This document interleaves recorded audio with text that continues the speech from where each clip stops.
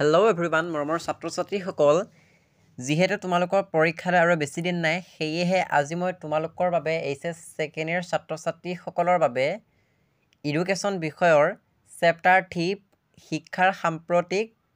ধাৰাসমূহ এই লেচনটোৰ ইম্পৰ্টেণ্ট কুৱেশ্যনকেইটা তোমালোকক দেখাই দিম লগতে আনচাৰ পাবা গতিকে আজিৰ ভিডিঅ'টো মষ্ট ইম্পৰ্টেণ্ট হ'ব আজিৰ ভিডিঅ'টোৰ মাধ্যমেৰে তোমালোকে জানিব পাৰিবা যে তোমালোকৰ এইচএছ ফাইনেল পৰীক্ষাত এডুকেশ্যন বিষয়টোত কোনকেইটা প্ৰশ্ন আহিব এই চেপ্টাৰটোৰ পৰা আজিৰ ভিডিঅ'টো মষ্ট ইম্পৰ্টেণ্ট হ'ব গতিকে ভিডিঅ'টো স্কিপ নকৰাকৈ আৰম্ভণিৰ পৰা শেষলৈকে চাই যোৱা আজিৰ ভিডিঅ'টোৰ প্ৰথম প্ৰশ্নটো হ'ল পৰিৱেশ বুলিলে কি বুজা পৰিৱেশৰ বিভিন্ন ভাগবোৰ কি কি তোমালোকে পৰিৱেশ কাক বোলে নিশ্চয় আগতে শিকি আহিছা উত্তৰটো চোৱা পৰিৱেশ মানে হৈছে আমাৰ চাৰিওফালে জৈৱিক আৰু অজৈৱিক উপাদানেৰে পৰিবেষ্টিত কৰি ৰখা পৰিস্থিতি তাকে পৰিৱেশ বুলি কোৱা হয় তোমালোকে বেলেগ ধৰণেও আনচাৰটো লিখিব পাৰিবা পৰিৱেশক মূলত তিনিটা ভাগত ভাগ কৰিব পাৰি যেনে প্ৰাকৃতিক পৰিৱেশ সামাজিক পৰিৱেশ মানৱসৃষ্ট পৰিৱেশ এইকেইটা হৈছে ইয়াৰ ভাগ তাৰপিছত 2 নম্বৰ প্ৰশ্নটো হ'ল পৰিৱেশ শিক্ষা কাক বোলে পৰিৱেশ শিক্ষা হৈছে পৰিৱেশৰ জৰিয়তে পৰিৱেশৰ বিষয় আৰু পৰিৱেশৰ কাৰণে দিয়া শিক্ষাকে পৰিৱেশ শিক্ষা বুলি কোৱা হয় মষ্ট ইম্পৰ্টেণ্ট হয় পৰিৱেশ শিক্ষাৰ দুটা উদ্দেশ্য তোমালোকৰ ফাইনেল পৰীক্ষাত আহিব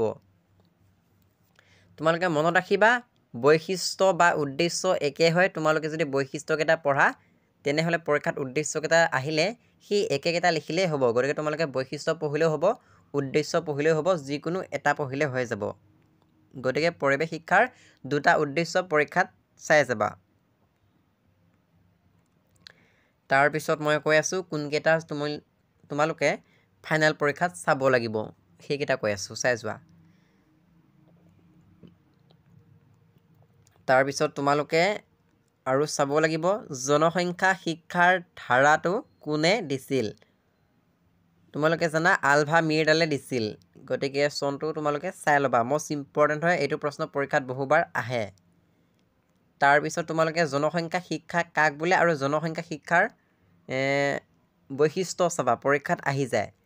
জনসংখ্যা শিক্ষাৰ প্ৰয়োজনীয়তা সম্পৰ্কে লিখা এইটো ইম্পৰ্টেণ্ট হয় যে জনসংখ্যা শিক্ষাৰ দুটা প্ৰয়োজনীয়তা লিখা ফাইনেল পৰীক্ষাত বহুবাৰ আহিছে গতিকে জনসংখ্যা শিক্ষাৰ ওপৰত তোমালোকে প্ৰশ্ন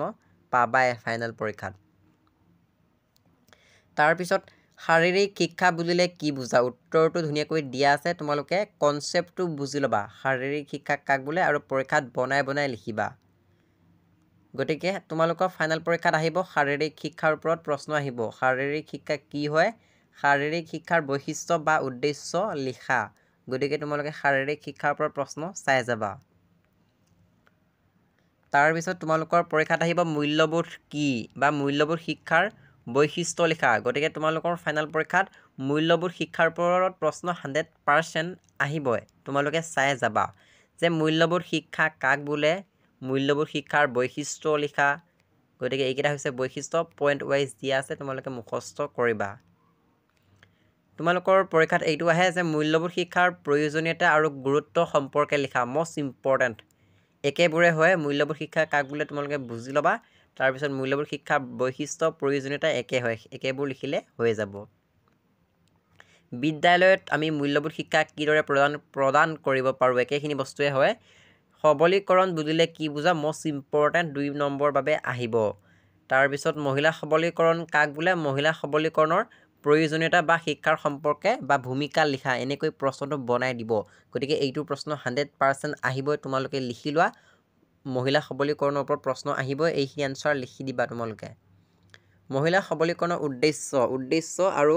এইবোৰ একে হয় এতিয়া যি ক'লো মহিলা সবলীকৰণ মষ্ট ইম্পৰ্টেণ্ট এইটো প্ৰশ্ন তাৰপিছত তোমালোকে আৰু চাব লাগিব মই কৈ আছোঁ আৰু এটা প্ৰশ্ন আছে মই কৈ আছোঁ বাৰু সেইটো প্ৰশ্ন তোমালোকে চাই যাবা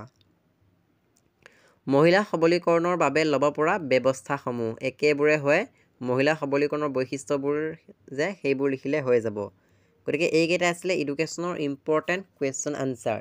তোমালোকে মনত ৰাখিবা এই চেপ্টাৰটোৰ পৰা যিকেইটা 1 নম্বৰীয়া প্ৰশ্ন আছে MCQ সেইকেইটা তোমালোকে চাই যাবা প্ৰিভিয়াছ ইয়েৰ এক্সামত এইটো লেছনৰ পৰা যিমানকেইটা MCQ আহিছে 1 নম্বৰীয়া সেইকেইটা তোমালোকে চাবা লগতে মহিলা সবলীকৰণৰ ওপৰত তোমালোকৰ ফাইনেল পৰীক্ষাত আহিব আৰু শাৰীৰিক শিক্ষাৰ ওপৰত প্ৰশ্ন আহিব পৰিৱেশ শিক্ষা কাক বোলে পৰিৱেশ শিক্ষাৰ দুটা বৈশিষ্ট্য বা উদ্দেশ্য লিখা এইটো প্ৰশ্ন আহিব তাৰ পিছত তোমালোকৰ জনসংখ্যা শিক্ষা যে আছে তাৰ ওপৰত প্ৰশ্ন আহিব যে জনসংখ্যা শিক্ষা কি জনসংখ্যা শিক্ষা আমি কেনেদৰে প্ৰদান কৰিব পাৰো বা ইয়াৰ ব্যৱস্থাসমূহ লিখা গতিকে এই চেপ্টাৰটোৰ পৰা পৰিৱেশ শিক্ষা শাৰীৰিক শিক্ষা আৰু জনসংখ্যা শিক্ষা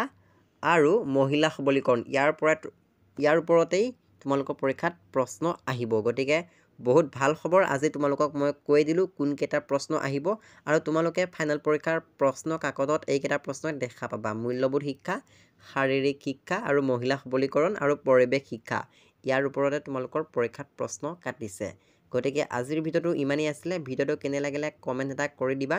নেক্সট কিহৰ ভিডিঅ' লাগে কমেণ্ট কৰি দিবা এডুকেশ্যনৰ কোনটো চেপ্টাৰৰ ভিডিঅ' লাগে কমেণ্ট এটা কৰি দিবা আৰু তোমালোকে ভিডিঅ'সমূহ কোন ডিষ্ট্ৰিক্টৰ পৰা চাই আছা সেইটো কমেণ্ট কৰি দিবা যেহেতু তোমালোকৰ পৰীক্ষা পালেহি মই তোমালোকৰ বাবে ভিডিঅ' আগবঢ়াইছোঁ আৰু কিহৰ ভিডিঅ' লাগে তোমালোকে সোনকালে মোক জনাই দিবা তেতিয়াহে মই তোমালোকৰ বাবে